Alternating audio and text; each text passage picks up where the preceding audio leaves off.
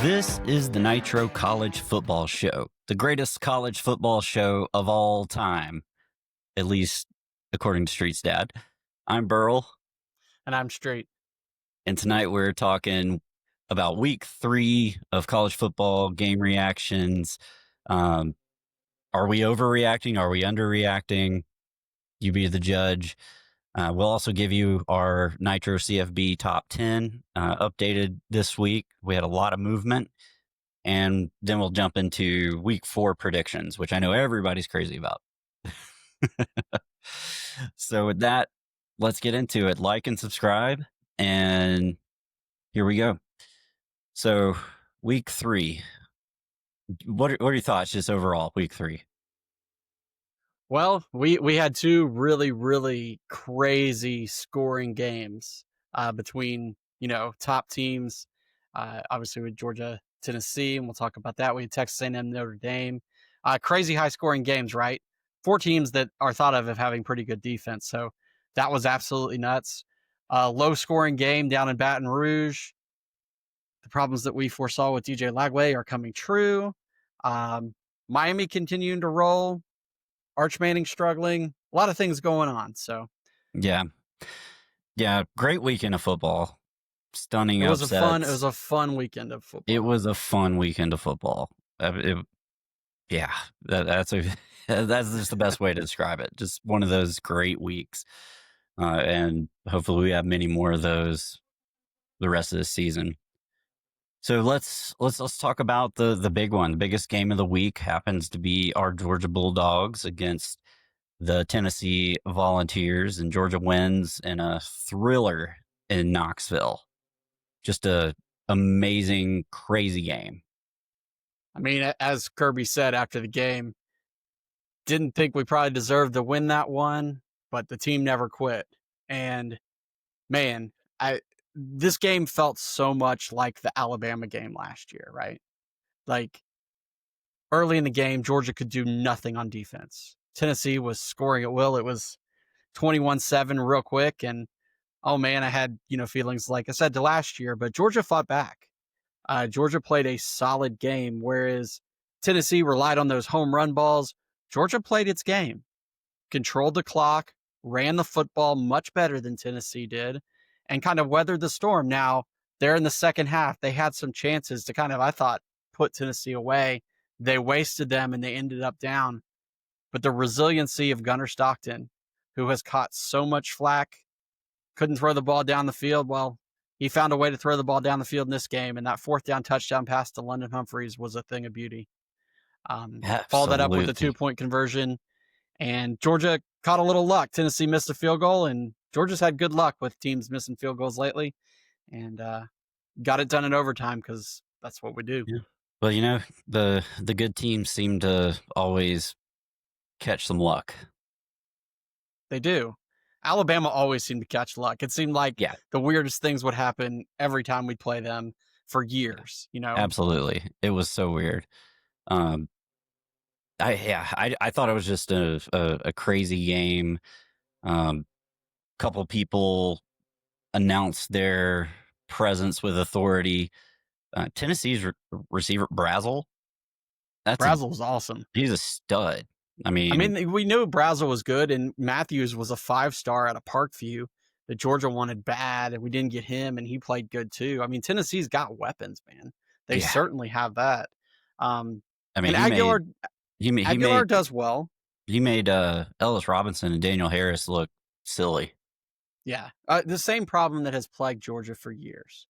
We have good corners, but man, I don't know why our defensive back coaches do not like to teach our players to turn their heads for whatever reason. And that's why we always have lots of pass interference calls. I mean, a lot of times it works out. So I guess go with what works. But if Ellis Robinson would have leaned into his pass interference, then that wouldn't have been a touchdown.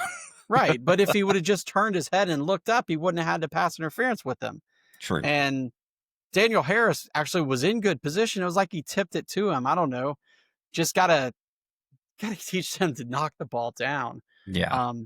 But especially that one, the one that went over Daniel Harris. I mean, Aguilar just threw that thing up. It came off his hand. I was like, that's going to be a pick. I thought it was a duck coming out of his hand. Yeah, Like, it was just a prayer. the difference in this Tennessee game versus the last few under Heupel was the last few years, Georgia has not let Tennessee hit those deep shots. They stopped them in every game. And that's the Tennessee bread and butter, is lull you to death the running game, hit you deep. And Georgia had stopped that. And in this game, they didn't. Tennessee hit those deep shots. And that's why Georgia was down early. And you knew they were going to hit some. So Georgia, the good thing about this game for Georgia, yes, the defense wasn't great, but some players had really good games on defense. This was Janelle Aguero's best game in a Georgia Yes. uniform. Oh my gosh. He was an flying amazing around. game. He was great tackles. He had a good interception. He finally looked like the promise that we've seen out of him. So that's huge. Both our safeties had picks. Bolden had one as well. Mm-hmm. So that's a really good sign. So our corners are struggling a little bit. At least our safeties are playing well. Couple of big hits. Raylan Wilson had another good game. He looked really good. Oh man, that hit he made on Aguilar was brutal. Brutal. He made Kirk Herbstreit giddy on that one. I mean, I was telling my kids, I was like, that was a car accident. Yeah. Don't. You're not going to come over the middle of that guy. That guy's going to put you in the ground. But Yeah. like I said, this game, the Hey, the most encouraging thing for Georgia in this game was that the offense was able to bow up and match what Tennessee was doing.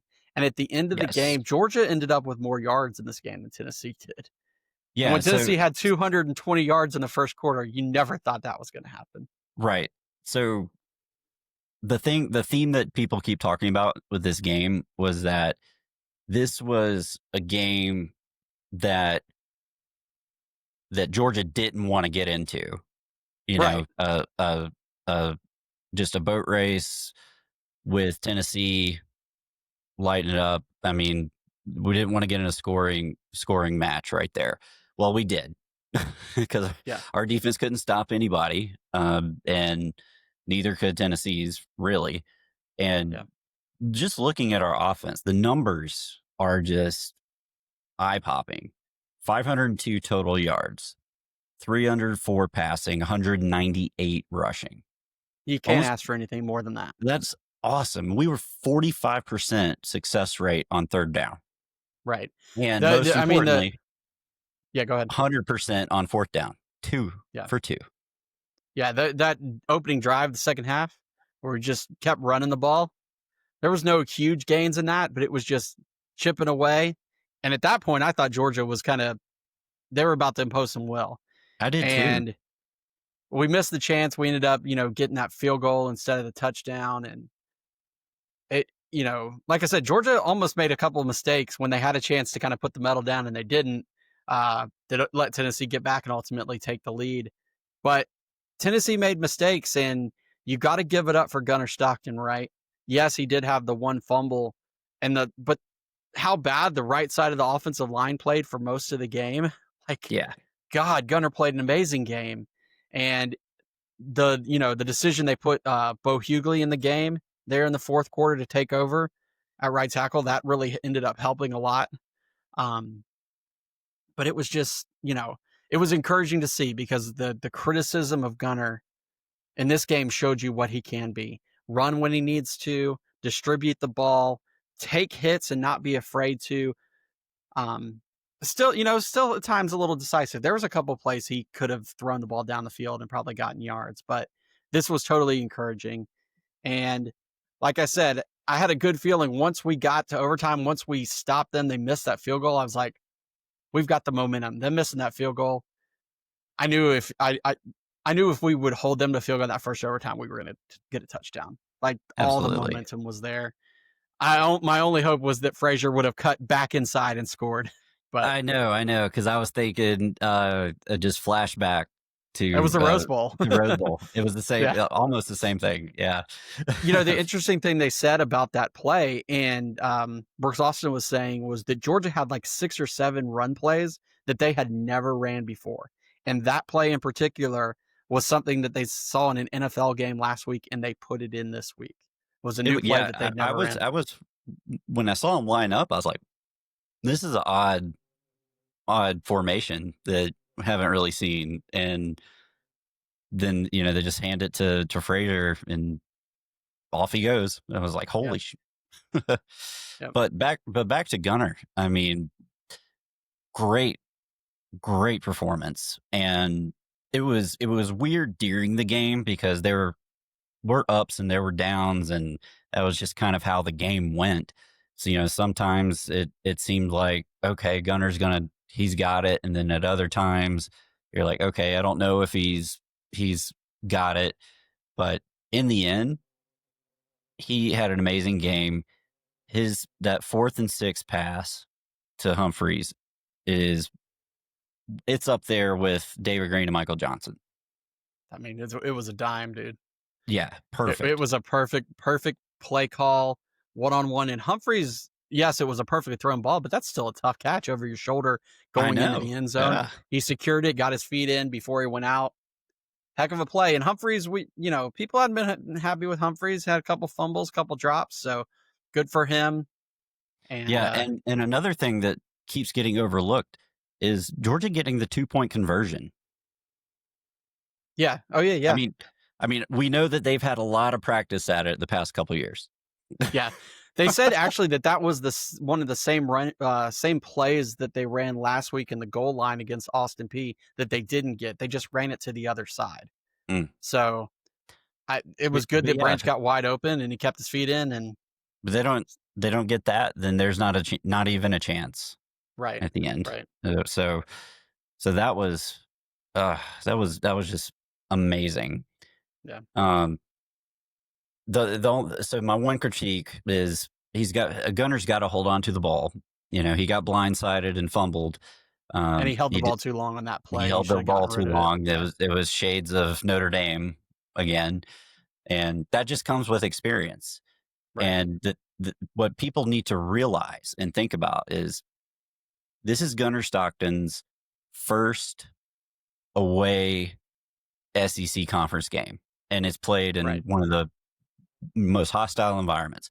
And he puts up 304 yards passing, 2 touchdowns, and ran for another one. I mean, And no interceptions. no Because interception.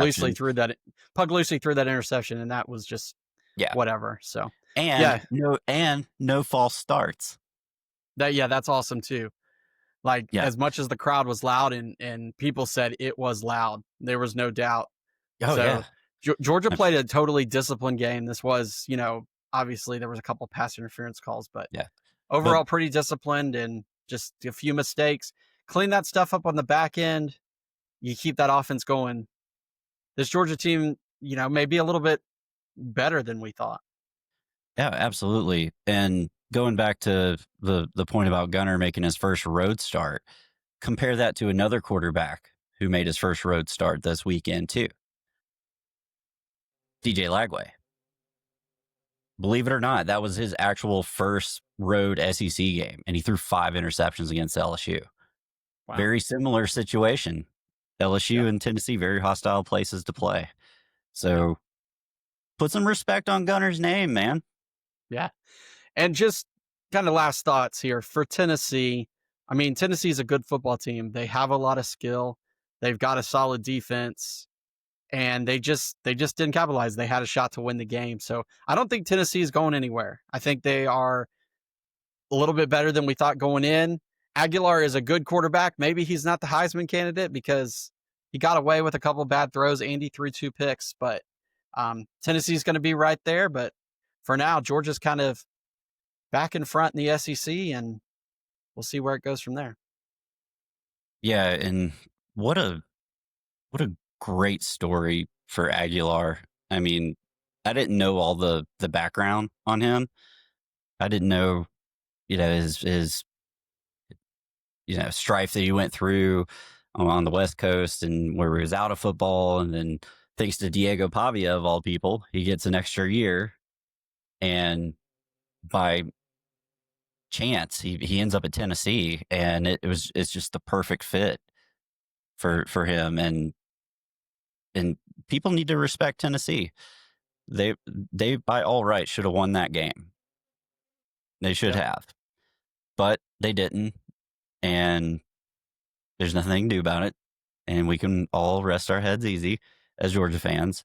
So the over under reaction I want to put out there. Georgia is still the king of the SEC. I'm going to say that's a little bit of an overreaction right now. They still got too much to clean up on the defensive side of the ball to say that they are the kings of the SEC. Now, do I feel much better about them right now than I did even 2 weeks ago? Absolutely. But Alabama's playing pretty good after that first game opening loss, and we're going to find out in a few weeks. So I'm not quite ready to say. I say that's a little overreaction right now, but Georgia defends its turf against Alabama in a couple weeks. I'll be ready to flip that switch. I agree. That's well said. I mean, on one point, I mean, Georgia is the defending SEC champions. Right. So Very there's true. that. But yeah, the SEC's wide open this year. There's so many good teams at the top right now. I mean, good thing they added that 9th game next year. Yeah. Man. Okay, so staying within the state, we're going to talk about our hated rivalries, our rivals, Georgia Tech. Super fun game. Georgia Tech stuns Clemson in an awesome game. I actually called this one, so I was happy about that. Yeah, I didn't call this one. I thought Clemson, like I said, coming into the season, I thought Clemson was a better football team, but they just are not tough, man. And Georgia Tech is. Yeah, Georgia And Tech is a very tough team. They embody their coach. yeah. And Georgia Tech, they win on that 55-yard field goal by Aiden Burr, the longest game-winning field goal in Georgia Tech history. That's awesome. So whenever I hear his name, I just can't help but think about that Got Milk commercial. Aaron Burr. Yeah. That's all I think about. That's all I think about. Yeah. But no I mean, one's going to understand that joke. I mean, so for Clemson, I mean, does this essentially put them out of playoff contention? I guess they could still win the ACC, but they've shown so many flaws. Klubnik did not have a good game. Their running game continues to be inconsistent. So for Clemson, this may be it. But for Georgia Tech, more importantly, for Georgia Tech, you know how many ranked teams they have left on their schedule? Tell me. 1. Georgia, last game of the season. Wow. Okay. They have no ranked teams left that are currently ranked right now as of tonight on their schedule. Wow. So no Georgia. Miami, no Florida State. Nope. So that's going to be the tough thing there. I mean, SEC or ACC, you still got Miami and Florida State at the top. They're probably I would expect them at this point in the season to be at the top in the end. But they got to play each other. That's true. They do have to play each other. So that could put Tech in the ACC championship game. Very, very easily could put Tech in the SEC championship game, even if they drop a game. And right now, you know, for them to continue their success, they're going to have to find a way to not kill Haynes King because he continues to do everything for them. I mean, in this game alone, 211 yards passing, 103 yards rushing. Once again, he looks like he's dead at the end of the game. I mean, the guy's a gamer, but at some point, like they've got Philo, who's a good quarterback. So when they have some of these lesser games, rest him. I know. And keep I feel like I say this every week, but I'm just not sure if Haynes King makes it through this season alive. Right. Right. But I mean, but that's kind of what they did last year, right? Like he got banged up last year and they started playing Philo, or they would put King, they would switch them out in the game. Haynes King would run the ball, Philo would come in and pass it. Philo's a good player, so I think they're going to have to use him if they want to get through the season. And now it's all in front of them, so they certainly can. Yeah, Georgia Tech. I think they might be for real. I think they are. But getting back to the game, Tech was really strong early. They got a very good, fortunate turnover early on in the game to be able to jump to a 13-0 lead. And credit to Clemson, they did respond. They finally was able to get to the end zone after a great goal line stand by Tech. That was super impressive, that goal line stand. And just so happened that they were close enough for Klubnik to jump over the line and get the ball over. But still, just come away super impressed with Tech through this whole thing. And like you said, Haynes King, he is everything for that team. As he goes, Tech goes. Jamal Haynes is okay, and he had some good runs, but if you take Haynes King out of the equation, I think Clemson gets a win here. Yeah. Well, he just gives them a different dynamic. Like I said, they can pass the ball with Philo, but when you play tough competition, King gives them that dimension because he can throw it and he can run it, and he's smart with distributing the ball. So Yeah. And near the end of the game, I thought Tech did a great job with time management. Just how they handled everything at the end. Had it all come down to the wire. It was kind of like a scramble just to get the field goal team on there, which I think actually benefited the kicker because he didn't have to think about it. He just lined up and kicked it. Yeah. But yeah, awesome game. So overreaction, underreaction. College football has passed Dabo Sweeney by. Yeah. It might be an underreaction. I kind of think so. The inability to pick up players in the portal, to stick to his kind of logic. Continued to have strong defenses, but his offense hasn't seemed to evolve. Hasn't been able to develop the running game that he's had. They moved a wide receiver to running back, who's kind of their lead running back now. Yeah, maybe, the NIL era, the transfer era, and everything else. Maybe it has. Yeah, I agree. I was struggling going back and forth on this because they did win the ACC last year, but this year it's just looked like a completely different team.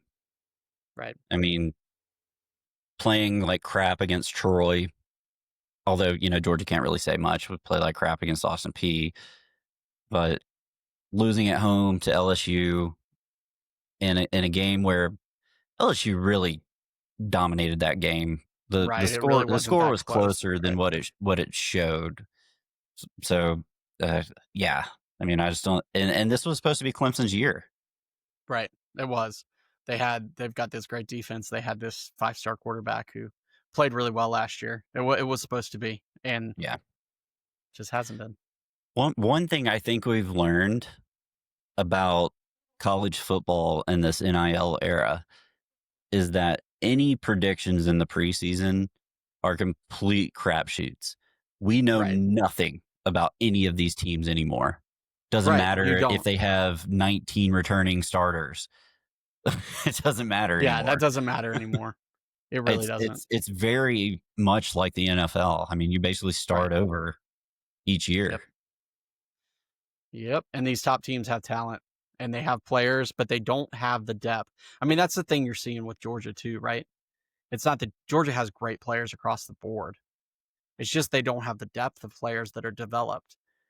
You're Yeah, seeing a lot that's more the key sophomore part, being starters developed. and right. You're seeing a lot more sophomore starters, junior starters, and a lot less senior starters, And that's because guys leave or if they're not starting, they they don't stick around. So it's just a change in landscape.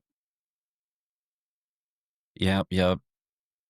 Yeah, it's tough. It's tough, but I'm kind of digging it, honestly. I mean, the games have been awesome this year. Like Yeah. there really hadn't been any real stinkers when it comes to the big games that we've had. So, Except for maybe Florida State and Alabama. but that was a good game though. Yeah. It was a good game, still fun. Yeah. So it was good. Before we get to our next game, see we got some folks on the live stream. Drop us some chats, ask us some questions, put some comments in, and don't forget to subscribe. Good stuff comes our way. It is the greatest college football show of all time, so keep that in mind. All right, moving on from Tech, let's talk about another quarterback who has a lot of hype and a team that had a lot of hype coming into the season, and that's Marcel Reed. And Texas A&M ends up outlasting Notre Dame in a really entertaining game. Yeah. Just another one of those races, right? Like it's very similar to Georgia-Tennessee game. Late touchdown pass from Marcel Reed with 13 seconds left gives Texas A&M the victory. Reed, who we know, last year he had that breakout game. Was it against LSU last year, right? Where he just ran all over the place and was unstoppable. Well, Yeah, maybe this is his breakout passing game, right? 360 yards. And we knew coming into the season that Texas A&M was going to be able to run the football. Like they have good backs, they have a good running quarterback. But if they add this dimension, this really makes Texas A&M a complete offense. sort of. I'm still saying pump the brakes on Marcel Reed, Okay. and here's why. When you dig into the numbers of the game, he made some amazing throws. I'm not going to take anything away from that. The fourth down throw at the end of the game to win it was fantastic. He came up big in big spots. He only completed 45% of his passes. Yeah. That's not sustainable. Well, but if you think about running quarterbacks, right? Guys who are known primarily as runners. If you're hitting 55% and a lot of it's deep balls, just like Lagway last year, we'll talk about Lagway in a minute, but Lagway last year, right? That's what he hit, but he was so efficient because he hit deep balls and then he would run. Um, yeah, I mean, if you're a pure pocket passer, of course you got to be you got to be 65% or higher in today's modern game. But if you've got that element of your legs, it at least gives you the opportunity, and maybe you're taking more shots or you're not as polished as a passer. I don't know. Like I said, I think the strength of Texas A&M coming this season was the running game. But if you can get these type of pass numbers, and yes, they may be inflated because the game was a shootout, but that gives them another dimension. It does. It does. Um, but what I was saying last week about the defense, I still don't see any real threat of a defense at Texas A&M. Notre Dame was able to do great on offense. They got their backs involved this game, unlike Yeah. how they did against Miami. Jordan Love looked great. Jalen Price was great, and CJ Carr looked pretty good. He had one really bad interception, but overall, Notre Dame's offense was legit. They were on point. It's just their defense just let them Right. down a Right. I lot. mean, it's crazy, right? On the day, Georgia, Tennessee, Notre Dame defenses that you all thought were probably some of the strongest, definitely last year were the strongest in the country coming in, Um, but that's part of the nature of football too, right? Somebody said it best, like no matter how good your defense is on a day when offense is ruling the day, you just have to get enough stops, right? And it doesn't mean Mhm. your defense is bad. It's a lot like that Georgia Ohio State game in the playoffs years ago. Like that was a Yeah, great Georgia defense, but I mean they gave up, tons of points in that game. It's just if you're timely enough in your defense to make the stops when you need them, and your offense is good enough. That's what makes a winning team. That's the difference between a team that is just a defensive football team or just an yeah, offensive football team. and being good on special teams. That helps too. And Notre Dame had a huge special teams blunder, bobbling the snap on a field goal. Yeah. I feel bad for those guys because I had the field goal holding duties in high school as part of all the other things I was doing, and honestly, that was like the most stressful thing that I did. So couple of things here. So for Texas A&M, and why I say this is a big monumental moment for them, though. Texas A&M had lost 13 straight games to ranked opponents on the road. So like last year, they were playing great and then they wilted down the stretch. Like if Texas A&M doesn't screw around, Georgia doesn't play in the SEC championship game last year. So for Texas A&M and a coach who's in his second year there, this is a big win for them, for their program, going forward and getting that kind of road monkey off their back. It's kind of like when, Aaron Murray was at Georgia and they kept saying he could never win the big game. And then those last couple of years, he started winning those big games. I think that does a lot for the psyche of the program. And I think Elko's a good coach. I think he's building that program up the right way after they tried under the Jimbo Fisher mold of just buying everybody, and it didn't work. Yeah. I'm a big fan of Elko. He's done a fantastic job, and I don't want to take anything away from Texas A&M because I actually think that they're a contender at this point. They look good. They look good, and Notre Dame is not a bad team. No, Notre Dame's not bad, but I don't know. They're in a tough spot now. They are. So overreaction, underreaction. Notre Dame has no shot at making the playoff. Man, I'm gonna say, unless some of these teams on their schedule get it together and start winning football games, that might be an underreaction. Because right now, the only team left on their schedule that's ranked is USC at 25. I mean, listen, they don't have a murderer's row left. They're 0-2. This was their first two games. Like Purdue, Arkansas, Boise State, NC State, USC, Boston College, Navy, Pitt, Syracuse, Stanford. Like where is the quality wins? The only one that you can really point to is USC. If USC continues to win and their offense looks really good, so USC may end up being pretty good. But apparently USC has like the best offense in college football right now. Right. But maybe Pittsburgh continues to win. Syracuse might figure stuff out, but I don't see anything else on that schedule that looks like it's going to give them. I think the two best wins that they could have would be USC and Arkansas, honestly, because Arkansas and they're going to have to win those games decisively. Like they are going to have to look dominant to be able to get enough because they failed their two early season tests. Yeah, and they have to have a lot of other things go wrong for people ahead of them. So yeah, I don't think I think it's an underreaction, honestly. Yep. All right. So let's move on to another quarterback who made his first road start in the SEC, and that's DJ Lagway. Did not go well for him at all. Had 5 interceptions. And he's supposed to be the greatest quarterback of all time that we've ever seen. And he should have had the Heisman before the season even started.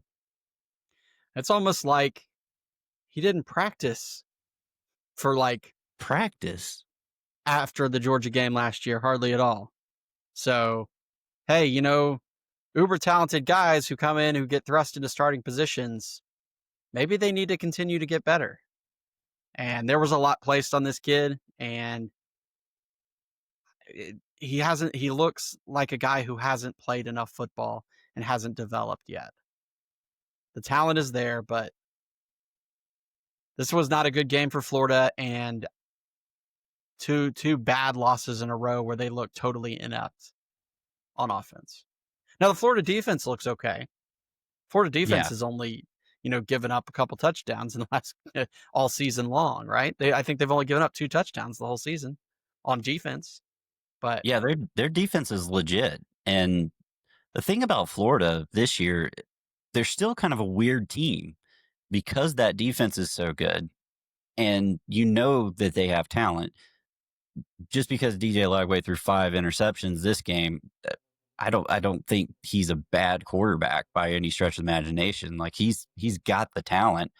Like you said, he just needs the experience. Right. And that's something that we've been talking about all off season and have gotten flack for it, frankly. But everything that we talked about okay, if he's hurt or he's not practicing, might not go well. And that's what's happening. Right. Yeah. I mean, it doesn't look good for Florida. Their schedule, they've got, I think the only unranked team left on their schedule right now is Mississippi State for the rest of the year. And that's for now. And Kentucky, but Mississippi State, They might be ranked by Mississippi the time State they wins play next them. week. They're going to be 4-0 with a win over Arizona State. They're probably going to be ranked. So Yeah. Yeah, it doesn't look good for Florida, and tough loss. I mean, they've had this problem of scoring touchdowns but committing penalties that wipe them off the board, and that happened again. Now, on the other side of the coin, this is a game when somebody throws 5 interceptions against you, you should beat the crap out of them. That's a good point. LSU only winning this game 20-10 actually raised more. Florida, I kind of know, what Florida is. This actually raised more concerns for me about LSU than it did about Florida. Yeah, with the offense. Yeah, because it's supposed to be this quarterback-driven offense. It's supposed to be score, score, score, and you get 5 picks and you only put up 20 points. And now the Clemson game doesn't look as good as it did, right? That's true. Because Clemson doesn't look as good. So there was some frustration, I know, in the post-game stuff. I thought it was hilarious. Brian Kelly, he's just going off on this poor reporter, totally uncalled for. But I mean, we love those types of press conferences. They're always memorable. Yeah. But yeah, not much else to say on this game. I mean, let's talk about LSU's defense, though. LSU's defense is really good. I mean, 5 interceptions is an awesome number to throw up out there, and they did it without their best player on defense for most of the game because Weeks got kicked out pretty early in the game for targeting. So very early. But man, Harold Perkins, he's like all the way back and better. Yeah.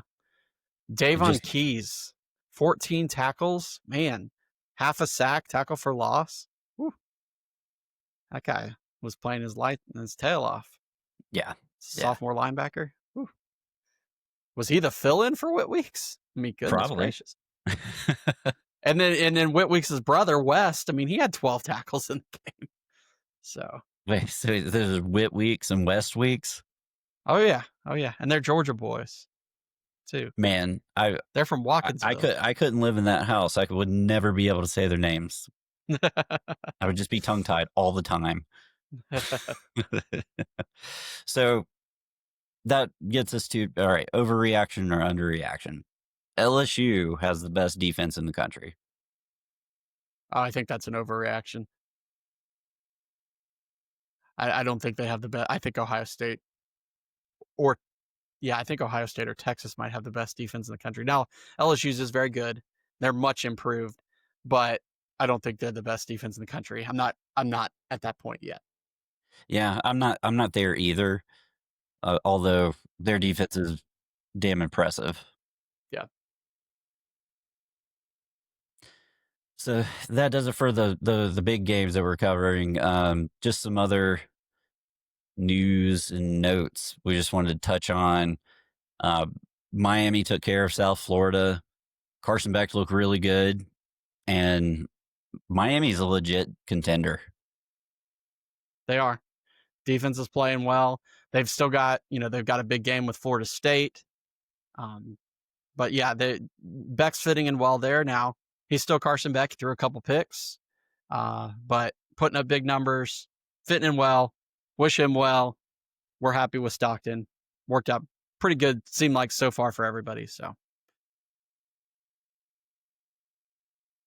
Yep.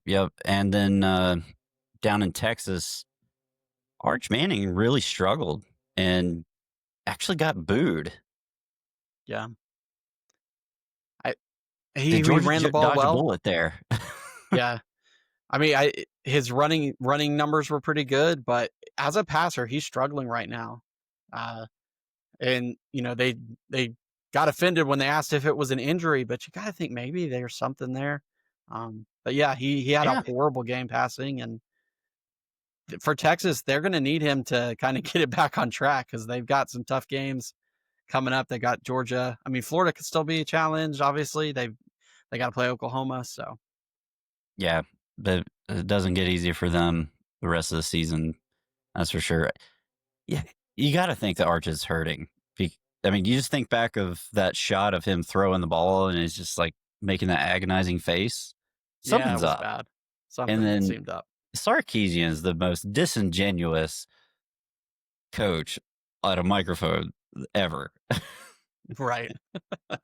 He just is. I mean, that's good coach speak. So I'll give him credit there. But Yeah. sucks for us because we just want to know, right? Right. Of course. So speaking of quarterback who is on the upswing, let's talk about Bama. They handled business and just dominated Wisconsin. Ty Simpson is really starting to come into his own. Yeah, Ty Simpson's playing great. Now, Wisconsin is lifeless, man. They're horrible. But Ty Simpson, since that week one, I mean, 2 straight weeks, over 80% completions, tons of touchdowns. Bama's feeling good. Ryan Williams was back this week. He had huge game. They get a week off just like Georgia. So we'll see. They're going to come to Athens in a couple weeks. It should be fun. But yeah, Bama's certainly kind of gotten themselves back on track against some weaker opponents. We'll find out if they are more of what we saw against Florida State or if they are back to, tough Bama in a few weeks. Yeah, that's a huge game.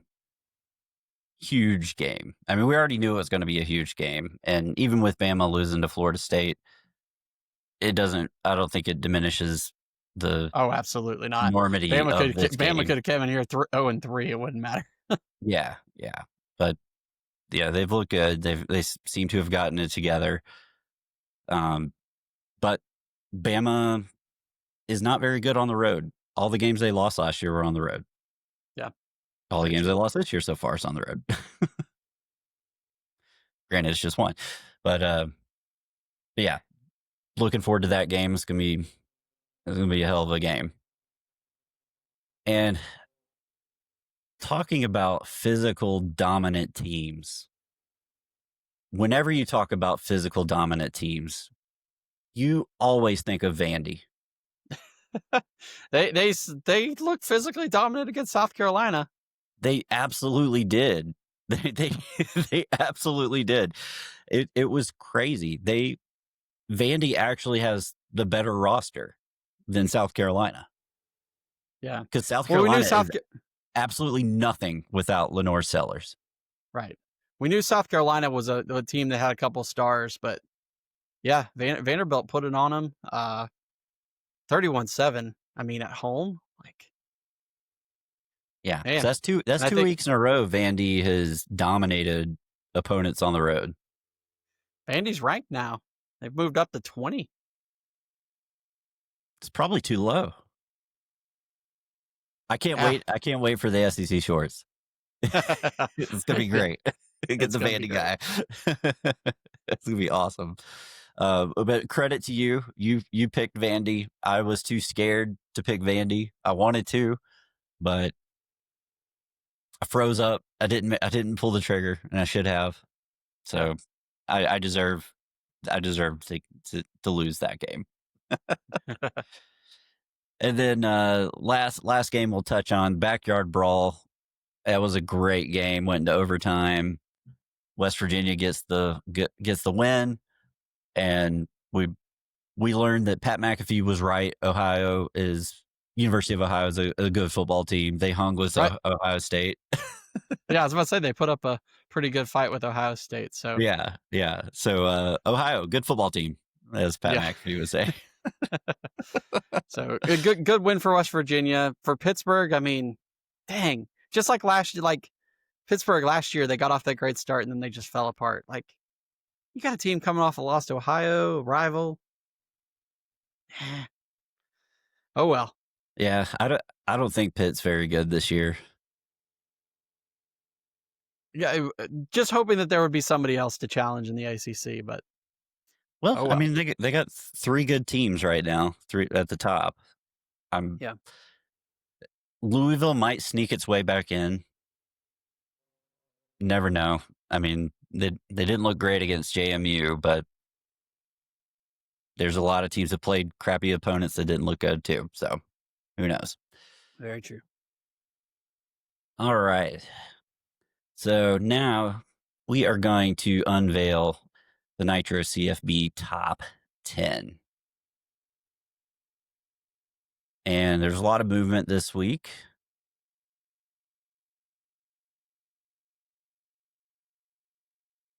There we go. So at coming number in, one, yeah, go for it. yeah, at number one, we've got Ohio State. Uh, they didn't have a great game this week, but I think the season opening win against Texas, the strength of their defense, they had put up a lot of points in week 2. I think right now to beat the man, you got to beat to be the man, you got to beat the man. So to me, right now they're still the number one team in the country. What do you think? Yeah, until proven otherwise. Exactly. To be the man, you got to beat the man. Yep. So At number 2, we bumped up Georgia this week. Impressive win on the road at Tennessee. Obviously still work to do on the back end on the defense, but the questions about Georgia was on the offensive side of the ball, and I think they answered a lot of those. We'll know for sure in a couple weeks when they play Bama, but for now, and combine that with LSU kind of, beating Florida, but not really looking that great on offense. We moved Georgia up to number 2, kept Penn State at number 3. They haven't played anybody, so hard to really judge much on them, but that we know they have a strong roster, great running backs and good quarterback. We've dropped LSU down to 4, just because, like we said, the Clemson win doesn't look quite as impressive right now. And the game against Florida, while it was nice that DJ Lagway threw him 5 picks, they should have probably won that more than 20-10. yeah, I agree. The interesting one is Oregon dropped them to 5. Yeah, well, I think that was more of we moved Georgia up. Yeah. Oregon hasn't been truly tested yet either, and so the road win for Georgia, I think, just kind of moved them up. But Oregon's scoring a lot. They're going to be a good team. They don't play Ohio State this year. They do play Penn State later in the year, so we'll find out about them. Yep. And Miami coming in at 6. I think that's a great spot for them. They just keep winning, and it was a really impressive win against South Florida. They dominated that game. Yep. Oklahoma had another strong win this week. Obviously, the win over Michigan was impressive. Now they get to go play Auburn, who is ranked. So we'll find out a little bit more about them. Now, of course, they beat Auburn last year because Auburn threw pick sixes. So we'll see. We'll see what happens this year. We moved up Florida State into the rankings at number 8. The season opening win in Alabama looks better every week that Alabama comes out and scores 1 billion points. So Yeah, absolutely. And they handle business against the lesser teams so far. So got to give them credit where credit is due. And yep. To round out the top 10, Illinois, have them coming in at number 9. They have been sneaky dominant this year. Yep. I don't know if there's a way to put that. No, I mean they went down to Duke and kind of a close game at half, and then they just throttled them in the second half. They've got wins over Western Michigan and Western Illinois. They're beating the Western teams, but we'll find out this week. They take on playoff team Indiana, so we'll find out a little bit more about them this week. Yeah, Indiana with their super tough schedule. Yeah.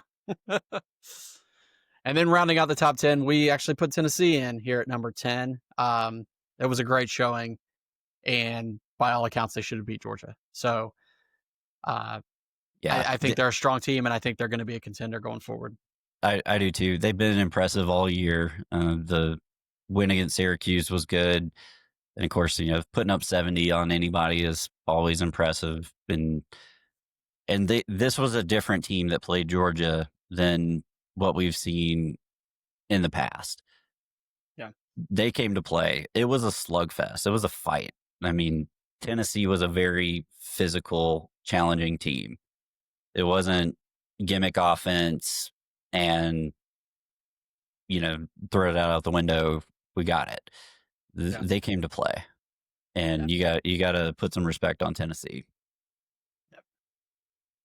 So let us know what you think of our top 10, whether you think it's awesome or we're idiots. It's probably the latter. but yeah, let us know.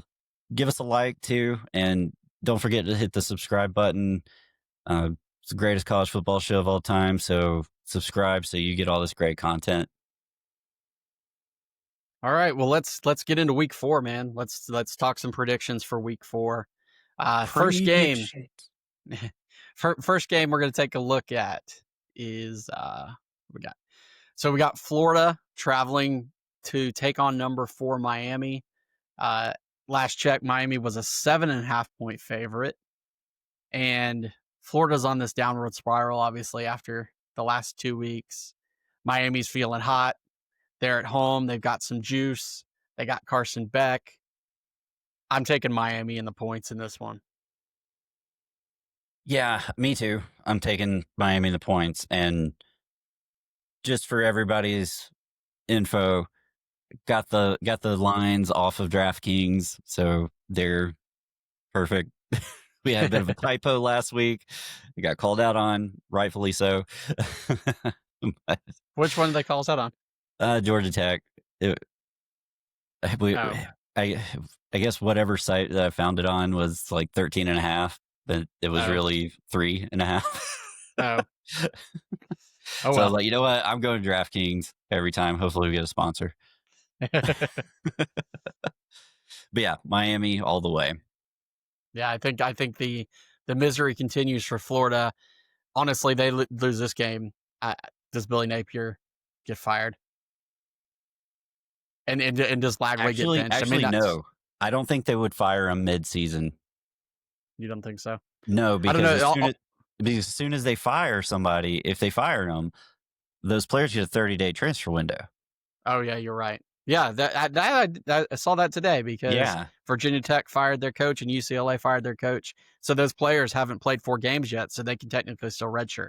And so they can all hop in the transfer portal now. That's interesting, that whole in-season transfer portal when your coach gets fired. So yeah, maybe you're right. Maybe they hold off firing Billy until after the Georgia game. That's what I would expect, honestly. Yeah. Yep. Or at least closer to the transfer window, maybe. I don't know. Yeah. Okay. Another big game. And this is a much bigger game this year than you would have thought going into the season. So Auburn at Oklahoma. I mean, yeah, last year it was a game Auburn was playing bad and Oklahoma came in with like no receivers. And like I said earlier tonight, Oklahoma won the game last year because Auburn was like winning the whole game and they threw a pick 6 like right toward the end of the game, and Oklahoma won a game that ultimately kept Auburn from making a bowl game. But this year, let's just call this the Battle of Jackson Arnold. I love it. Like, he moved on. He's found a home at Auburn. They've got some things cooking with their pass game. in their rush game. Arnold seems to be fitting in there pretty well in Hugh Freeze's offense. And we know what Oklahoma's doing. They've got John Mateer, probably the leading Heisman candidate right now, looking great. The Oklahoma defense, all the press has been on John Mateer, right, and on the offense, but the defense is only allowing 6 points a game. Yeah, So it's a Brett Venables defense. indeed, It's classic. To me, 6.5. I actually think that's low. I think Oklahoma's going to win this game, and I think they're going to win by more than that. I think they give a nice dose of reality to Auburn this weekend. I do too. I think Oklahoma is probably going to. I think they're going to be in the SEC championship game. Bold prediction. Yeah, you heard it here first, folks. I'm really high on Oklahoma. They have a fantastic defense, Brent Venables' classic defense, and now they have a really good offense to go with it. So Oklahoma is going to be dangerous this whole season. So given that, give me Oklahoma over Auburn. Okay, let's head up north. Your number 9, Illinois, versus number 19, Indiana. It's a pretty close spread. Yeah, but Indiana 4.5 point favorite when they're hosting the number 9 team in the country. That's interesting. Yeah. Indiana hasn't played anybody. They've been killing people because that's what Kurt Signetti likes to do. Illinois, they went down. They had that matchup against Duke. This is a matchup of two perennially Big Ten losers, right? And it's funny because now they're 9-19. Like 3-4 years ago, you'd have said we're going to see a top 20 matchup between Illinois and Indiana for potentially playoff positioning. Really? But Indiana, like I said, they're beating up weak opponents. Mendoza, their quarterback, he's got 72% completion, hasn't thrown a pick, throwing lots of touchdowns. Illinois, on the flip side, their defense is playing really well. They're only allowing 7 points a game. Luke Altmaier is playing great, 75% completion from that side. So you've got two transfer quarterbacks fitting in well in their new systems. Which seems to be the trend this year. Yeah. I'm going with Illinois in this game. I don't believe in Indiana. I just don't. I think they're a paper winner, and I think they're going to get a dose of reality. And old Brett Bielema's team is gonna put a damper on their strategy of playing nobody. Yeah, I agree. Not a lot of drama between us this week. I mean, I want Illinois to win, just in general. So yeah, just because of that, I'm going to pick Illinois because I want them to beat Indiana. I don't like Indiana. Okay, an interesting game, Tulane versus Ole Miss. So in our season preview, I said this game was important because I picked Tulane to be the G5 representative because I knew that they had this game on the schedule. Now, Tulane is playing good football again, and this is their shot. If they can win this game against Ole Miss, Tulane will probably be your G5 representative. This is a very important game for them. Now, for Ole Miss, the interesting thing on the Ole Miss side is Austin Simmons got hurt 2 weeks ago. Their backup came in, played pretty good, but he got banged up, and Simmons even had to play a little bit this last week. Now, that backup, I can't think of his name off the top of my head. Trinidad Chambliss had a really good game against Arkansas, threw for 350 yards, had 60 yards rushing, 3 touchdowns. Ole Miss beat Arkansas 41-35, but that's a little bit closer, right, than you thought. So Ole Miss can score, but the questions at quarterback could potentially, lead you to feel a little bit of apprehension there. Like I said, this is a big game for Tulane. If they win, they're in the driver's seat for that G4, G5, whatever spot it is. Yeah. But I'm going to take Ole Miss to win. I think they're going to win, and I think Lane's system, they like to score. If it's Simmons or if it's Chambliss, I think they'll find a way to score enough points to beat Tulane. Yeah, I mean, Ole Miss at home. Ole Miss is really tough at home. You saw it against Georgia. the last 2 times Georgia's played there. They got absolutely destroyed. So give me Ole Miss. Too much offense. Even if they're rotating quarterbacks, they're still putting up tons of points. Yeah. All right. Last but not least, Texas Tech at Utah. This is an interesting game, right? You've got the NIL experiment in Texas Tech that's averaging 58 points a game this season, just absolutely killing people. Their quarterback, Baron Morton, is up to 11 touchdowns, only 1 interception. They are playing lights out. And then you have a Utah team that last year really struggled with injury.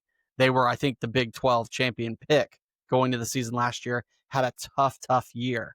But they're back to looking like some of these stronger Utah teams that they were, those last few years in the Pac 12. Their defense has been strong. They've given up 25 points in 3 games.